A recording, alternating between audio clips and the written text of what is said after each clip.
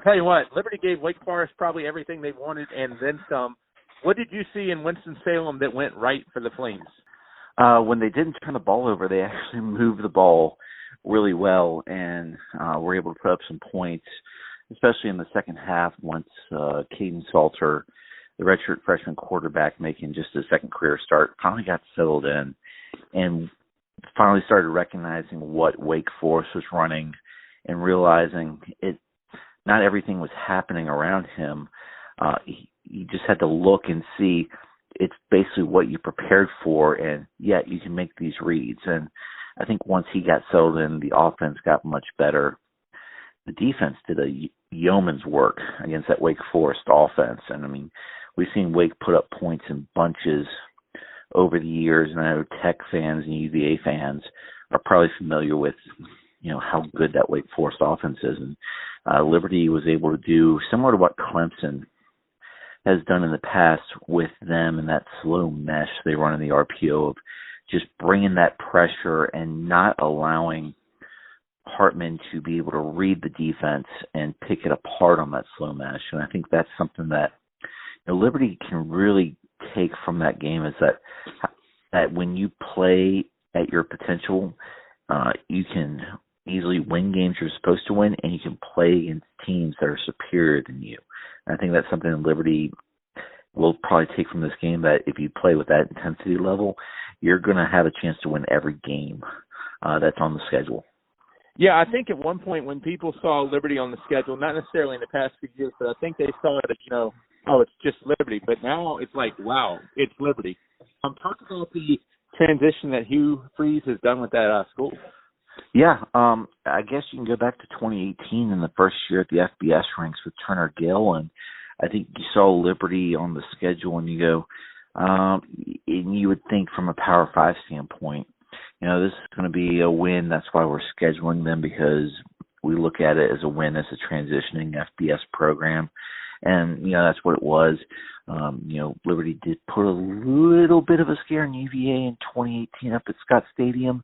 But then Auburn, ran the table with them. And, the teams that were already established, like, say, Army, North Texas when Mason Fine was at quarterback, UMass, Andy Isabel probably still gives those guys nightmares. But the teams that have been in FBS for a while and were established, they took advantage of Liberty and just the lack of FBS-ready players on the roster.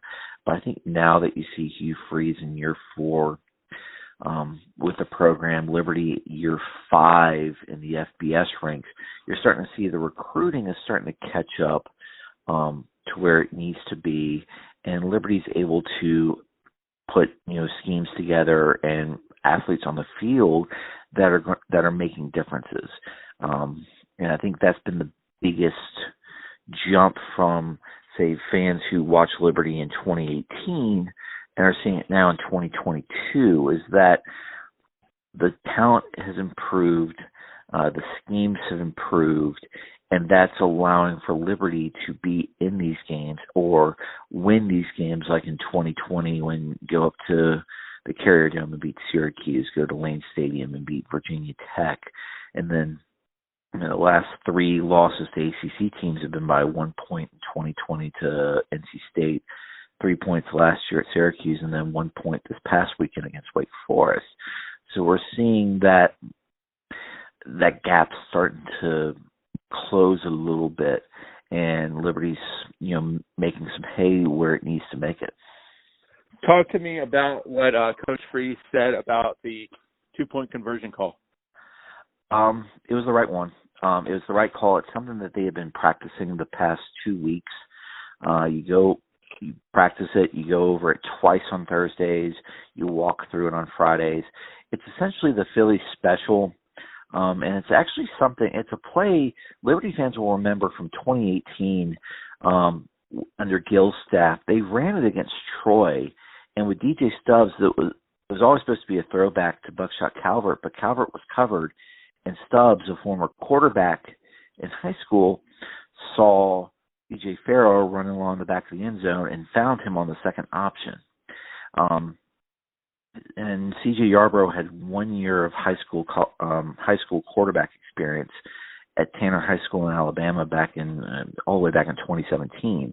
So it's been a while, but he needed to see the second option since Wake Forest playing in zone kind of fell into covering Caden Salter, which had been on the throwback, and Yarbrough just missed Caleb Coleman running wide open in the back of the end zone. It was the right call, and I actually talked a little bit to C.J. Yarbrough about that play prior to Tuesday's practice, and he goes, I didn't even see Caleb Coleman in the back of the end zone. I didn't even know he was there because I think through the reps he was so focused on just getting it to Salter that he hadn't been focused on that second option. And Hugh Freeze admitted he's got to coach that better because you have to be able to not panic in that situation and see the multiple options. And I've noticed Freeze say that quite a bit recently about he needs to do a better job coaching and how these players, when they go out and execute, they help them win the game. And it's kind of reminding me of something that you're probably very familiar with, Brad Bradley, telling you players win games, coaches lose games. And I think Hugh Freeze has kind of taken that same mindset, and he's been a little bit more vocal about that this year, about he needs to do a better job of putting these players in the position to win, because ultimately he knows when they execute on the field, that's the reason Liberty's winning. Yeah, that was the exact thing I was thinking of. The Heritage High School football coach, that what you just said. I've got to coach them better. And players win games, coaches lose games. I hit on your thought process right there. Is it a good time for Akron to be coming, or bad? Because I can argue, after a heartbreaking loss, get back, stick with an Akron team that is, from odds makers, not very good, or is it a bad time because you're going to overlook them? That's a good question, because you got Old Dominion on the schedule next week, and for those in the state who know, Old Dominion has beaten Virginia Tech, and if you get a stop there in the last minute against UVA, you have another win over an in-state Power 5 program. But I think Liberty, in order to make the step of going from being considered one of the best Group of 5 programs in the nation to the best Group of 5 program in the nation, you have to treat each game as the biggest game on the schedule and come out and treat Akron like you treated Wake Forest, UAB, and Southern Miss, and really leave no doubt. Since this isn't the first toss-up game of the season for Liberty, I guess in the coaches' minds, this is a game you should win because you have superior talent and you're at home.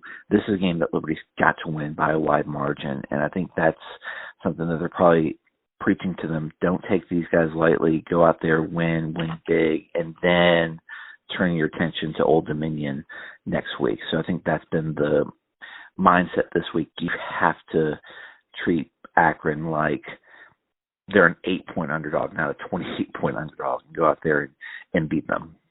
Or maybe treat them like you're the 8-point underdog. Yeah, treat them like you're an 8-point home underdog. Right. Similar to how Liberty was against UAB. UAB was a road favorite.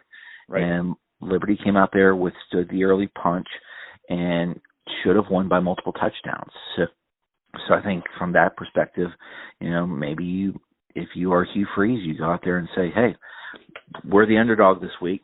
Go out there and prove, that they were wrong in picking us to lose. And that should be the mindset. And I agree with you there. That should be the mindset.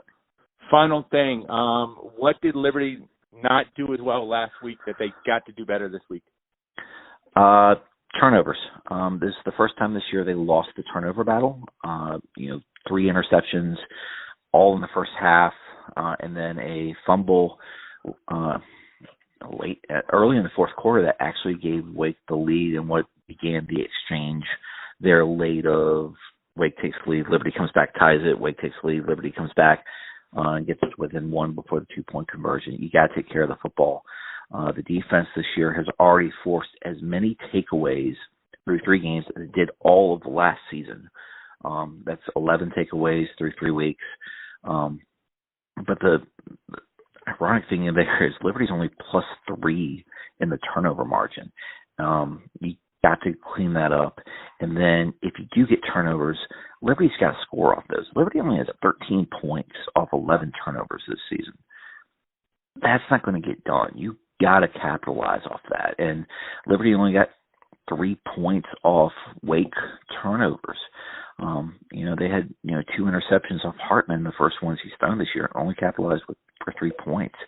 You got to take advantage of that. And I think, it goes hand in hand. Don't commit any turnovers if you're Liberty, and then when you get Akron to turn the ball over, you got to score off those. And I think that will be something, needs to be hopefully improved upon this week to feel better going into, this next stretch, which is Old Dominion, UMass, Gardner-Webb, and then when you get to the meat of the schedule with BYU, Arkansas, and Virginia Tech, 3 of the last 5 games. And I said one last thing, but let me lie and now say one last thing. What about the special teams? How have they been playing in your eyes? I think special teams have been well. Besides a long punt return they allowed against Wake Forest that set up a score in the first half, and I think they've been doing well. I mean, you haven't allowed a block on a kick or a punt this year. DeMario Douglas and Shadrick Lewis have both had explosive returns. I think the one area you need to shore up is your field goal unit. Nick Brown is 4 of 8 this year, and his 2 misses against Wake Forest were from 53 and 54 yards. So those are the ones that you don't really blame him on that, because those are at his max distance. But I think you need some more consistency out of the kicking game. So we'll need to see if Braden Beck can get back and healthy and maybe stabilize the kicking game, over the second half of the season.